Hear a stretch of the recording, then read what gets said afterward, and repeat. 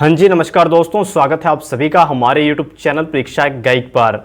दोस्तों, आज से हमारी क्लासें फिर से स्टार्ट होने जा रही हैं राजस्थान लाइब्रेरियन सेकंड ग्रेड और थर्ड ग्रेड को लेकर। इससे पहले दोस्तों हमने क्लासें 10 से 12 क्लासें अपलोड कर दी थी। कुछ ज़रूरी काम होने की वजह से या प्रॉब्लम्स होने की वजह से क्लासें अपलोड नहीं कर पाया था। आज फिर से उन्हें स्टार्ट करने जा रहा हूं। आज का हमारा जो टॉपिक रहने वाला है वो रहेगा पुस्तकालय समिति और आयोग। लाइब्रेरियन से संबंधित कौन कौन सी समितियां बनी, कौन कौन से आयोगों का गठन किया गया, उन समितियों ने, उन आयोग ने क्या क्या सुझाव दिए, किस प्रकार लाइब्रेरियन को काम करना चाहिए, इस बारे में हम लोग आज की वीडियो में पढ़ने वाले हैं। जैसा कि आपने पढ़ा होगा रीची आयोग के बारे में, फीजी आयोग के बारे में, राधा कृष्ण आयोग के बारे में, इसी तरह से बहुत से आयोग और समितियों का गठन किया गया था जो आज की वीडियो में आपको पढ़ने को मिलेगा और बहुत ही शानदार कंटेंट रहने वाला है। तो इसीलिए दोस्तों क्लास को पूरा देखना, एंड तक देखना और बहुत ही ज़्यादा आनंद आने वाला है। तो दोस्तों क्लास को शुरू करने से पहले 2 लाइनें आप सभी के लिए कहना चाहूँगा कि किसी ने बड़े कमाल की बात कही है कि तेरे जैसा कोई मिला ही नहीं, कि तेरे जैसा कोई मिला ही नहीं, कैसे मिलता कहीं पे था ही नहीं। तेरे जैसा कोई मिला ही नहीं, कैसे मिलता कहीं पर था ही नहीं। मुझ पे होकर गुजर गई दुनिया, मुझ पर होकर गुजर गई दुनिया, मैं तेरी राह से हटा ही नहीं, मैं तेरी राह से हटा ही नहीं। तो आइए दोस्तों करते हैं इस शानदार क्लास को स्टार्ट। दोस्तों आज का हमारा टॉपिक है पुस्तकालय समिति और आयोग, लाइब्रेरी कमेटी एंड कमीशन। तो दोस्तों पहला आयोग है रीची आयोग। यहाँ पर आप देख सकते हो रीची आयोग 1926 में भारत सरकार ने पुस्तकालय के प्रशासन को पुनर्गठित करने के उपाय सुझाने के लिए जे.ए. रीची की अध्यक्षता में एक समिति नियुक्त की। किसकी अध्यक्षता में? जे.ए. रीची की। ठीक है, उसके बाद है आगे देखिए, इस समिति ने अन्य बातों के साथ साथ सिफारिश की कि इंपीरियल लाइब्रेरी को कॉपीराइट डिपॉजिटरी लाइब्रेरी के रूप में घोषित किया जाना चाहिए। अब आपसे पूछ ले, प्रश्न आ सकता है कि इंपीरियल लाइब्रेरी को किस आयोग ने कहा था कि कॉपीराइट डिपॉजिटरी लाइब्रेरी के रूप में घोषित किया जाना चाहिए? तो ये रीची आयोग ने कहा था। उसके बाद आगे है, इस सिफारिश को लगातार लाइब्रेरियन श्री चैपमैन और खान बहादुर के.एम. असदुल्ला के द्वारा पालन किया गया। ठीक है दोस्तों, तो आगे लिखा गया है जो इन्होंने सिफारिश की थी ना, लगातार जो लाइब्रेरियन थे श्री चैपमैन और खान बहादुर के.एम. असदुल्ला के द्वारा इसका पालन किया गया था। ठीक है दोस्तों आपको रीची आयोग में सिर्फ इतना याद रखना है कि इसका गठन कब किया गया था? 1926 में। और ये इसने क्या सुझाव दिया था? ये इंपीरियल लाइब्रेरी वाला कॉपीराइट डिपॉजिटरी, इसमें बस यही एक पॉइंट मुख्य है। उसके बाद जो अगली समिति है वो है फीजी समिति। आप देख सकते हो समिति नंबर 2 है फीजी समिति, 1939-40 में आई थी। लिखा है, बम्बई सरकार ने 1939 में श्री ए फीजी की अध्यक्षता में एक समिति नियुक्त की जिसका उद्देश्य बॉम्बे में एक प्रांतीय केंद्रीय पुस्तकालय प्रोविंशियल सेंट्रल लाइब्रेरी के साथ साथ अहमदाबाद, पूना और धारवाड़ में 3 क्षेत्रीय पुस्तकालयों की स्थापना करना था। इसका उद्देश्य क्या था? आखिर क्यों ये समिति लाई गई? तो इसका उद्देश्य था यहाँ पर अहमदाबाद, पूना और धारवाड़ में 3 क्षेत्रीय पुस्तकालयों की स्थापना करना। ठीक है, उसके बाद आगे है, फीजी समिति ने 1940 में अपनी रिपोर्ट प्रस्तुत की और फीजी समिति की सिफारिशों में से एक केंद्रीय पुस्तकालय, 3 क्षेत्रीय पुस्तकालय और 15 जिला पुस्तकालय स्थापित किए गए। मतलब कि इस समिति ने जो सुझाव दिए थे उसे सरकार के द्वारा मान लिया गया था। ठीक है, उसके बाद दोस्तों तीसरा आयोग है राधा कृष्णन आयोग 1948 में। ठीक है, आयोग ने 1949 में अपनी रिपोर्ट प्रस्तुत की और ये आयोग आया कब था? इसका गठन 1948 में हुआ। एक साल बाद 1949 में अपनी रिपोर्ट प्रस्तुत की। इसकी एक सिफारिश यूनाइटेड किंगडम की विश्वविद्यालय अनुदान समिति के सामान्य मॉडल पर एक पूर्णकालिक अध्यक्ष के साथ एक विश्वविद्यालय अनुदान आयोग की स्थापना करना था। मतलब कि इस आयोग ने कहा कि जो यूनाइटेड किंगडम के विश्वविद्यालय अनुदान समिति के सामान्य मॉडल पर, जिस प्रकार यूनाइटेड किंगडम में एक विश्वविद्यालय अनुदान समिति है, उसी प्रकार भारत में भी विश्वविद्यालय अनुदान आयोग की स्थापना होनी चाहिए, ये इसने सुझाव दिया। उसके बाद है डॉक्टर एस राधाकृष्णन की अध्यक्षता में 1948 में स्थापित विश्वविद्यालय शिक्षा आयोग ने उच्च शिक्षा के उद्देश्यों की पूर्ति में पुस्तकालयों के महत्व का अवलोकन किया और कहा कि पुस्तकालय विश्वविद्यालय के सभी कार्यों का हृदय है। आपसे ये पूछ सकता है कि यह वाक्य किसने कहा था? पुस्तकालय विश्वविद्यालय के सभी कार्यों का हृदय है, तो राधाकृष्णन आयोग ने कहा था। उसके बाद नोट लगाकर यहाँ पर एक पॉइंट लिखा गया है, इस आयोग को विश्वविद्यालय शिक्षा आयोग भी कहा जाता है। अब आपसे पूछ ले कि राधाकृष्णन आयोग और विश्वविद्यालय शिक्षा आयोग क्या अलग अलग हैं? जी नहीं दोस्तों, दोनों ही एक हैं। आगे है, आयोग ने सिफारिश की कि विश्वविद्यालय के कुल बजट का 6.25% या पुस्तकालयों पर प्रति छात्र 40 रुपये खर्च किए जाएं। बहुत ही महत्वपूर्ण बात कही गई है यहाँ पर। जो विश्वविद्यालय को बजट मिलता है उसका 6.25% या पुस्तकालयों पर प्रति छात्र 40 रुपये खर्च किए जाएं। आयोग ने पुस्तकों और पत्रिकाओं के बकाया से निपटने के लिए 5 साल में एक बार अनावर्ती अनुदान की भी सिफारिश की। आपसे पूछ सकता है कि अनावर्ती अनुदान की सिफारिश किसने की थी? राधाकृष्णन आयोग ने। उसके बाद दोस्तों अगली समिति है यूजीसी पुस्तकालय समिति। गठन हुआ था 1957 में। इस समिति को रंगनाथन समिति के नाम से भी जाना जाता है। समिति के अन्य सदस्य थे प्रोफेसर एस बशीरुद्दीन, के S Hingwe, B S Keshavan और एस पार्थसारथी थे। आगे लिखा है, समिति ने 1959 में अपनी रिपोर्ट प्रस्तुत की, जिसमें पुस्तकालयों की स्थिति में सुधार के लिए कई उपायों का सुझाव दिया गया, जिसमें फंड देने का फॉर्मूला भी शामिल है। 15 रुपये प्रति छात्र और 200 रुपये प्रति शोधार्थी और शिक्षक के लिए। मतलब जो स्टूडेंट होंगे उनके लिए तो 15 रुपये, और जो शोधकर्ता होंगे, जो टीचर होंगे, उनके लिए 200 रुपये का इन्होंने फंड फॉर्मूला अपनाया। दोस्तों आगे बात करते हैं UGC library committee 1957। Ranganathan committee की सिफारिश पर लाइब्रेरी स्कूलों में शिक्षण, परीक्षा और अनुसंधान के लिए मानकों की सिफारिश करने के उद्देश्य से डॉक्टर एस आर रंगनाथन की अध्यक्षता में 1961 में लाइब्रेरी साइंस पर एक समीक्षा समिति रिव्यू कमेटी की स्थापना की गई। आपसे पूछ ले कि रिव्यू कमेटी की स्थापना किसकी अध्यक्षता में की गई? तो डॉक्टर एस आर रंगनाथन की अध्यक्षता में की गई थी। वहीं पर दोस्तों आगे है, पुस्तकालय और सूचना विज्ञान में विभिन्न स्तर के पाठ्यक्रमों के लिए पाठ्यक्रम और प्रत्येक पाठ्यक्रम के छात्रों की प्रवेश योग्यता तय करना। समीक्षा समिति ने 1962 में अपनी रिपोर्ट प्रस्तुत की। अब आपसे पूछ सकता है कि इन्होंने 1962 में जो रिपोर्ट प्रस्तुत की थी उसमें इन्होंने क्या सुझाव दिया था? इन्होंने सुझाव दिया कि जो पुस्तकालय और सूचना विज्ञान में विभिन्न स्तर के पाठ्यक्रमों के लिए पाठ्यक्रम और प्रत्येक पाठ्यक्रम के छात्रों की उनकी प्रवेश योग्यता तय करना कि उनकी आखिर प्रवेश योग्यता क्या होनी चाहिए, समीक्षा समिति ने 1962 में अपनी रिपोर्ट में कहा था। उसके बाद है, हालांकि समीक्षा समिति की रिपोर्ट जो भारत में पुस्तकालय शिक्षा पर पहला विस्तृत दस्तावेज था, 1965 में यूजीसी द्वारा भारतीय विश्वविद्यालयों में पुस्तकालय विज्ञान शीर्षक से प्रकाशित किया गया था, जिसमें पुस्तकालय विज्ञान शिक्षा की विस्तृत समीक्षा की गई थी। ठीक है दोस्तों, ये पहला दस्तावेज था।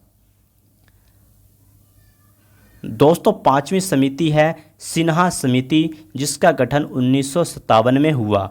भारत सरकार द्वारा स्थापित पुस्तकालयों के लिए सलाहकार समिति एडवाइजरी कमेटी फॉर लाइब्रेरीज ने देश में सार्वजनिक पुस्तकालयों की स्थिति को निराशाजनक बताया और ज़्यादातर मामलों में पुस्तकालयों को पुस्तकों का एक स्थिर पुल कहा। अब आपसे ये पूछ सकता है कि किस समिति ने कहा था पुस्तकों का एक स्थिर पुल, ए स्टैग्नेटिंग पुल ऑफ बुक्स, ये किस समिति ने कहा था? तो ये सिन्हा समिति ने कहा था, क्योंकि नई किताबें नियमित रूप से नहीं जोड़ी गईं। मतलब कि जो किताबें चली आ रही हैं लाइब्रेरी में वही किताबें वहाँ पर पड़ी हैं, और जो नई किताबें लेखकों के द्वारा आ रही हैं उन किताबों को उन लाइब्रेरी में शामिल नहीं किया गया, इसीलिए सिन्हा समिति ने ये वाक्य कहा था। उसके बाद दोस्तों आगे लिखा है, भारत सरकार ने देश में सार्वजनिक पुस्तकालय विकास की स्थिति पर रिपोर्ट करने के लिए 1957 में डॉक्टर के.पी. सिन्हा की अध्यक्षता में एक समिति नियुक्त की। समिति को सिन्हा समिति के रूप में जाना जाता है, जिसने 1959 में अपनी रिपोर्ट प्रस्तुत की थी। दोस्तों अगला आयोग है कोठारी आयोग 1964-66 में। कोठारी आयोग ने प्रति व्यक्ति पद्धति के अनुसार सुझाव दिया। एक विश्वविद्यालय को प्रत्येक वर्ष लगभग रुपये खर्च करना चाहिए, 25 रुपये प्रत्येक छात्र के लिए और 300 रुपये प्रत्येक शिक्षक के लिए। तो पहले जो हमने पढ़ा उसमें 15 और 200 था, और इसमें 25 रुपये और 300 रुपये है। आगे है दोस्तों, हालांकि आनुपातिक विधि के अनुसार कोठारी आयोग ने पुस्तकालयों पर उचित व्यय के रूप में शैक्षणिक बजट का 6.5% की सिफारिश की, लेकिन यह प्रत्येक विश्वविद्यालय पुस्तकालय के विकास के चरण के आधार पर 6.5% से 10% तक भिन्न हो सकता है। विकास के प्रारंभिक चरण में 10% तक जा सकता है। दोस्तों अगली समिति है वाडिया समिति 1967। वाडिया समिति विश्वविद्यालय पुस्तकालयों की कार्यप्रणाली और संगठन की स्थापना और पुस्तकालय विज्ञान में प्रशिक्षण की वर्तमान तकनीकों की जांच करने के लिए यूजीसी ने प्रोफेसर ए.आर. वाडिया की अध्यक्षता में एक समीक्षा समिति का गठन 1967 में किया था। ठीक है, इसमें लिखा गया है आगे कि जिसने विश्वविद्यालय के पुस्तकालयों के कामकाज के लिए उचित और कुशल संगठनात्मक ढांचे के लिए और भारतीय विश्वविद्यालयों में master of library science course की शुरुआत के लिए एक व्यापक विस्तृत रिपोर्ट दी थी। मतलब कि जो वाडिया समिति थी, इन्होंने कहा कि जो MLIS कोर्स होता है ना लाइब्रेरी साइंस में मास्टर, उसके ऊपर इन्होंने व्यापक रिपोर्ट प्रस्तुत की थी। दोस्तों अगली समिति है लाल समिति 1970। लाल समिति नवंबर 1970 में यूजीसी ने प्रोफेसर A.B. लाई इलाहाबाद विश्वविद्यालय के कुलपति के नेतृत्व में एक समिति नियुक्त की थी। लाल समिति ने एमलिब के लिए वर्तमान सुविधाओं का आंकलन करके सिफारिश की और रिपोर्ट की। पाठ्यक्रम और क्षेत्र में प्रशिक्षण कर्मियों के लिए पुस्तकालय की ज़रूरतों के संबंध में प्रशिक्षण की गुणवत्ता और नामांकन के विस्तार के विशेष संदर्भ में उनके आगे के विकास के लिए सिफारिश की। मतलब कि जो लाल समिति का गठन किया गया, इन्होंने भी MLIS पर अपनी रिपोर्ट प्रस्तुत की। दोस्तों अगली समिति है भोरे समिति 1943। भोरे समिति, जिसे स्वास्थ्य सर्वेक्षण और विकास समिति health survey and development committee के रूप में जाना जाता है, इस समिति को 1943 में सर जोसेफ भोरे की अध्यक्ष के रूप में नियुक्त किया गया था। यह भारत की स्वास्थ्य समिति का आकलन करने के लिए एक विकास समिति द्वारा लिया गया स्वास्थ्य सर्वेक्षण था। समिति ने 1946 में अपनी रिपोर्ट प्रस्तुत की। उसके बाद दोस्तों अगली समिति है डॉक्टर बी शंकरन समिति। तो डॉक्टर बी शंकरन समिति को भारत में स्वास्थ्य विज्ञान पुस्तकालय सेवाओं में सुधार का अध्ययन करने के लिए केंद्रीय स्वास्थ्य और परिवार कल्याण मंत्रालय द्वारा नियुक्त किया गया था। तो इसमें आगे लिखा है, जिसने 1981 में प्रभावी और कुशल पुस्तकालय के विकास की सिफारिश करते हुए अपनी रिपोर्ट प्रस्तुत की थी और देश के लिए सूचना सेवा नेटवर्क, जो बाद में हेलिस नेटवर्क के रूप में जाना जाने लगा, जिसे 1982 में लॉन्च किया गया था। ठीक है दोस्तों, बहुत ही ज़रूरी पॉइंट लिखा हुआ है। दोस्तों 11 नंबर समिति है दामोदरन समिति 1970। 1970 की शुरुआत में भारत सरकार ने प्रोफेसर जी.आर. दामोदरन की अध्यक्षता में पॉलिटेक्निक शिक्षा के पुनर्गठन और विकास के लिए विशेष समिति का गठन किया। किसके लिए किया था? पॉलिटेक्निक एजुकेशन के लिए। और रिपोर्ट 28 फरवरी 1971 को प्रस्तुत की गई थी। 1970 में गठन और 1971 में रिपोर्ट प्रस्तुत की। आगे लिखा है पॉलिटेक्निक शिक्षा पर दामोदरन समिति की रिपोर्ट एक विस्तृत रिपोर्ट थी जिसमें उद्योग के साथ पॉलिटेक्निक शिक्षा के समन्वय की आवश्यकता पर बल दिया गया था। गुणात्मक सुधार और उचित जनशक्ति अनुमानों के आधार पर पॉलिटेक्निक शिक्षा की योजनाएं बनाई गई थी। तो दोस्तों, वीडियो आपको अच्छी लगे तो इसे शेयर कर दें और पहली बार चैनल पर आए हो तो सब्सक्राइब जरूर कर दें, क्लास को लाइक भी कर दें। अगली कमेटी है curriculum development committee CDC। LIS में पहली पाठ्यचर्या विकास समिति की नियुक्ति UGC द्वारा 1990 में PN कोला की अध्यक्षता में की गई थी। पुस्तकालय और सूचना विज्ञान पर पाठ्यचर्या विकास समिति की रिपोर्ट शीर्षक के तहत 1992 में प्रकाशित समिति की रिपोर्ट। समिति का सबसे महत्वपूर्ण योगदान कोर पाठ्यक्रम और वैकल्पिक पाठ्यक्रमों के साथ नए पाठ्यक्रम का निर्माण करना था और लाइब्रेरी एंड इंफॉर्मेशन साइंस विभागों को नए शैक्षिक शिक्षण सहायकों को अपनाना था। दोस्तों, आपको ये समितियां और आयोग पढ़कर थोड़ा अजीब लग रहा होगा कि इसमें याद करने वाले क्या चीज़ है। तो दोस्तों, आपको ये पता होना चाहिए कि इनका गठन कब किया गया, इन्होंने क्या सुझाव दिए थे और साथ में इनके क्या उद्देश्य थे। आगे है दोस्तों UGC curriculum development committee on library and information science 1997।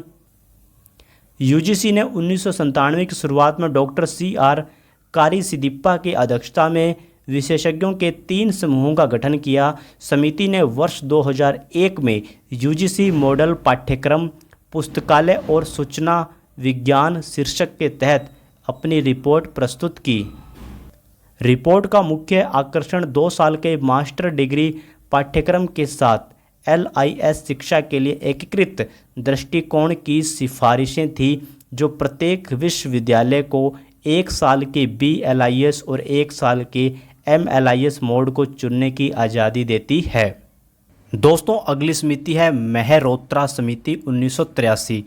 UGC ने 24 दिसंबर 1983 को professor RC Mehrotra emeritus professor Rajasthan विश्वविद्यालय जयपुर की अध्यक्षता में विश्वविद्यालयों और कॉलेजों में शिक्षकों के वेतनमान, करियर, पेशेवर विकास और सेवा शर्तों में संशोधन पर विचार करने के लिए एक समिति नियुक्त की।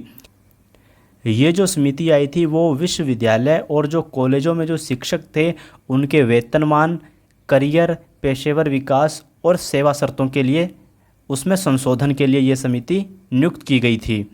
उसके बाद इसमें आगे लिखा है कि अक्टूबर 1985 में UGC ने भारत सरकार के परामर्श से मेहरोत्रा समिति से लाइब्रेरियन और शारीरिक शिक्षा निदेशकों के वेतनमानों के संशोधन पर विचार करने का अनुरोध किया।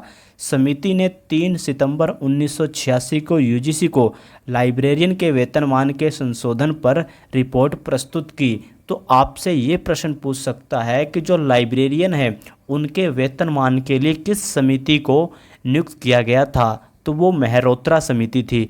इसने अपनी रिपोर्ट 3 सितंबर 1986 को UGC को सौंपी।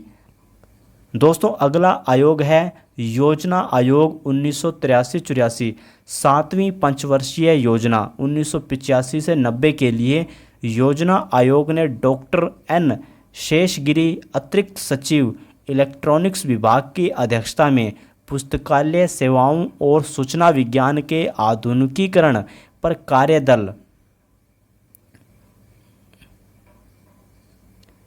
ए working group on modernization of librarian service and informatics का गठन किया था। वर्किंग ग्रुप ने 2000 तक भारत में सभी विशेष पुस्तकालयों को आपस में जोड़ने वाला एक कंप्यूटर नेटवर्क विकसित करने का सुझाव दिया।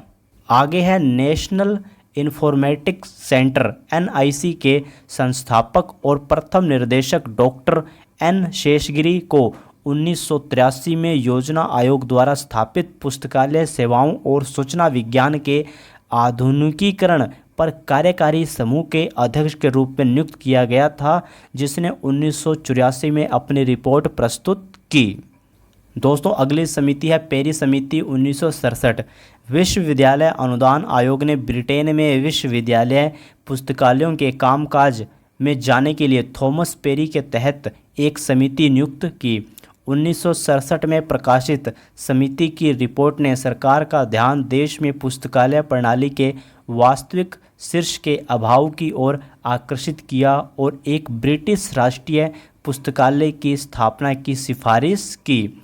उसके बाद लिखा गया है कि ब्रिटिश लाइब्रेरियन अधिनियम 1972 पारित किया गया और 1 जुलाई 1973 को लागू किया गया। दोस्तों अगली समिति है चयन समिति यूके की 1849 से 1850। चयन समिति 1849-50 ब्रिटिश संसद के एक सदस्य विलियम इवार्ट के प्रयासों से 1849 में संसद में एक प्रस्ताव प्रस्तुत किया गया और ग्रेट ब्रिटेन में पुस्तकालय कानून के अधिनियम के लिए उनकी अध्यक्षता में एक चयन समिति का गठन किया गया। आपसे पूछ सकता है कि चयन समिति का गठन किसकी अध्यक्षता में किया गया? विलियम इवार्ट की।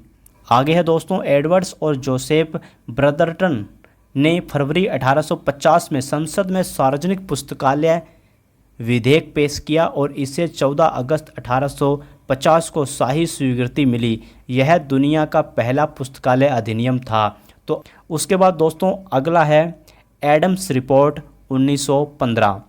कार्नेगी ट्रस्ट ने डॉक्टर WGS एडम्स को सार्वजनिक पुस्तकालयों के कामकाज पर रिपोर्ट करने के लिए 1915 में प्रकाशित रिपोर्ट में सार्वजनिक पुस्तकालय सेवाओं में सुधार के उपाय सुझाए गए थे। उसके बाद आगे है रिपोर्ट ने 1919 में ब्रिटेन में सार्वजनिक पुस्तकालय अधिनियम में संशोधन लाने में मदद की, जिसने देश के पुस्तकालय प्राधिकरणों की स्थापना के लिए प्रावधान किया। इंग्लैंड और वेल्स के लिए एक पैसे की दर की सीमा को हटाकर शहरी पुस्तकालय सेवाओं के विकास की अनुमति दी थी। अगली समिति है केनियन समिति 1924 से 27। वर्ष 1924 में शिक्षा बोर्ड ग्रेट ब्रिटेन ने सार्वजनिक पुस्तकालय सेवाओं की पर्याप्तता को देखने के लिए ब्रिटिश संग्रहालय के लाइब्रेरियन सर फ्रेडरिक केनियन की अध्यक्षता में एक समिति नियुक्त की। किसकी अध्यक्षता में? फ्रेडरिक केनियन की। उसके बाद है 1927 में प्रस्तुत की गई रिपोर्ट को केनियाई रिपोर्ट के नाम से जाना जाता था। रिपोर्ट में कहा गया कि इंग्लैंड और वेल्स की 96.3% आबादी पुस्तकालय अधिकारियों द्वारा कवर की गई थी। ये दोस्तों 96.3% है। उसके बाद है इसमें प्रति व्यक्ति व्यय प्रसार के आंकड़े, पुस्तकों की मांग की प्रकृति, मुख्य रूप से समाचार पत्रों और पत्रिकाओं को पढ़ने वाले कमरों पर व्यर्थ व्यय और कई अन्य रोचक विवरणों के बारे में विवरण दिया गया था। दोस्तों अगली रिपोर्ट है मैककोल्विन रिपोर्ट 1941-42। वर्ष 1941 में लाइब्रेरियन एसोसिएशन यूके ने अपने मानद सचिव लियोनेल आर मैककोल्विन वेस्टमिंस्टर के सिटी लाइब्रेरियन को मौजूदा परिस्थितियों और देश में सार्वजनिक पुस्तकालय सेवा की भविष्य की ज़रूरतों को सर्वेक्षण करने के लिए नियुक्त किया था। ठीक है। उसके बाद है कार्नेगी ट्रस्ट ने जांच का खर्च वहन किया। 1942 के वसंत तक मैककोल्विन ने अपना सर्वेक्षण पूरा किया और रिपोर्ट प्रस्तुत की। दोस्तों अगली रिपोर्ट है रॉबर्ट्स रिपोर्ट 1957-59। सार्वजनिक पुस्तकालय सेवा की संरचना पर विचार करने और सार्वजनिक और अन्य पुस्तकालयों की प्रशासनिक व्यवस्था में संभावित परिवर्तनों की सलाह देने के लिए शिक्षा मंत्री ने डॉक्टर S.C. रॉबर्ट्स की अध्यक्षता में एक समिति नियुक्त की। रिपोर्ट 1959 में प्रस्तुत की गई थी। यूके देश की यह समिति है। आपसे पूछ ले कि ये रॉबर्ट्स रिपोर्ट किस देश से संबंधित है, तो ये यूके से संबंधित है। उसके बाद है दोस्तों अगला आयोग, मुदालियर आयोग 1952। गठन किया गया था शिक्षा मंत्रालय भारत सरकार द्वारा। मुदालियर आयोग भारत में माध्यमिक शिक्षा की प्रणाली की जांच करने के उद्देश्य से स्थापित एक शिक्षा आयोग है। इसे माध्यमिक शिक्षा आयोग भी कहा जाता है, जो 1952-53 में डॉक्टर ए लक्ष्मण स्वामी मुदालियर मद्रास विश्वविद्यालय के कुलपति द्वारा बनाया गया है। मुदालियर आयोग अकादमिक पुस्तकालय से संबंधित है। वहीं पर दोस्तों अगला आयोग है भारतीय विश्वविद्यालय आयोग। भारतीय विश्वविद्यालय आयोग भारत के वायसराय लॉर्ड कर्जन के निर्देश पर 1902 में नियुक्त एक निकाय था, जिसका उद्देश्य भारत में विश्वविद्यालय शिक्षा में सुधारों के लिए सिफारिशें करना था। उसके बाद दोस्तों आगे है सितंबर 1901 में शिमला में शिक्षा के एक सम्मेलन के बाद नियुक्त आयोग का नेतृत्व कानून सदस्य थॉमस रेले ने किया था और इसके सदस्यों में सैयद हुसैन बेलग्रामी और न्यायमूर्ति गुरुदास बनर्जी शामिल थे। आगे लिखा है इसे रेले कमीशन भी कहा जाता है। इस आयोग ने प्राथमिक शिक्षा को पूरी तरह से बाहर कर दिया और केवल उच्च शिक्षा पर जोर दिया। बाद में यह भारतीय विश्वविद्यालय अधिनियम 1904 बन गया या पारित हो गया। उसके बाद दोस्तों अगला आयोग है सैडलर आयोग 1917।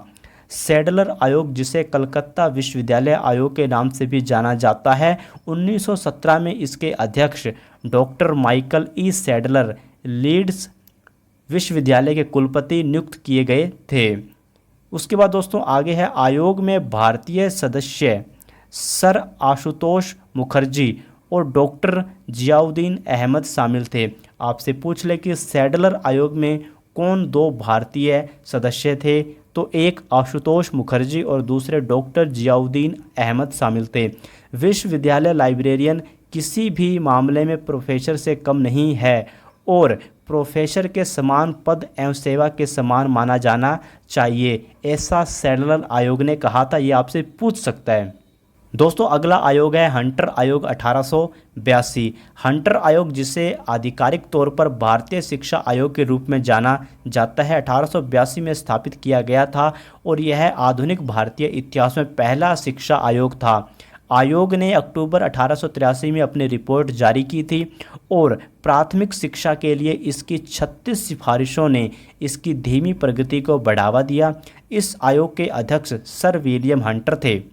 आगे लिखा है दोस्तों हंटर शिक्षा आयोग वायसराय लॉर्ड रिपन द्वारा नियुक्त एक आयोग था, जिसका उद्देश्य 1854 के वुड्स डिस्पैच के गैर कार्यान्वयन के बारे में शिकायतों की जांच करना, ब्रिटिश क्षेत्रों में प्रारंभिक शिक्षा की वर्तमान स्थिति और इसे बढ़ाने और सुधारने के तरीके सुझाना था। दोस्तों आगे है committee on national network system for universities libraries in INFLIBNET 1988। तो दोस्तों इसमें लिखा गया है कि इन फिलिपनेट नेटवर्किंग का एक मुख्य भाग है। 1988 में यूजीसी ने विश्वविद्यालयों की सूचना पुस्तकालय नेटवर्किंग प्रणाली के विवरण जानने के लिए प्रोफेसर यशपाल की अध्यक्षता में एक समिति का गठन किया। सूचना और पुस्तकालय नेटवर्क की स्थापना के प्रस्ताव के साथ 1988 में रिपोर्ट प्रकाशित की गई थी। दोस्तों अगली समिति है रस्तोगी समिति। रस्तोगी समिति का गठन यूजीसी द्वारा आर.पी. रस्तोगी की अध्यक्षता में किया गया था। इस समिति का उद्देश्य विश्वविद्यालयों और कॉलेजों के अकादमिक स्टाफ के वेतनमान और कैरियर में उन्नति के संशोधन पर विचार करना है। आगे लिखा है दोस्तों किस शिक्षा आयोग ने देखा किसी बढ़ते विभाग के लिए अपने पुस्तकालय की उपेक्षा करने या इसे कम प्राथमिकता देने से ज़्यादा हानिकारक कुछ नहीं हो सकता।